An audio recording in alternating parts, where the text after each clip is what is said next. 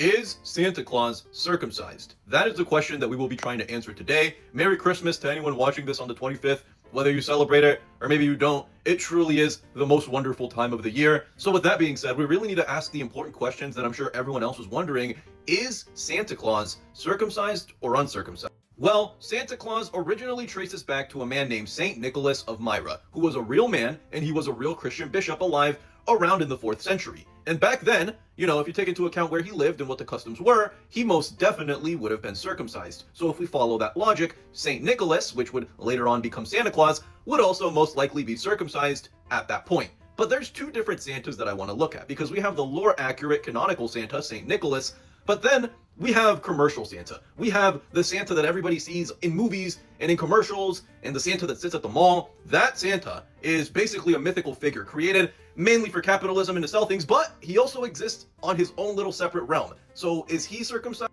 This version of Santa, which is the cultural icon that most people recognize him as, is never portrayed as sexual, never exposes himself, there's no nudity to him, but he's always busy. And most times that we see him, whether that's in shows or movies, he's constantly working on presents. He's in the North Pole, he's locked in, he has to get ready for the biggest day of the year for him, which is Christmas. With that being said, my personal theory is that he is not circumcised. Culturally significant Santa, the one that everyone knows, is in fact uncircumcised, because he just never really had the time to worry about any of his reproductive organs. But in the end, that is just a theory, a Christmas theory.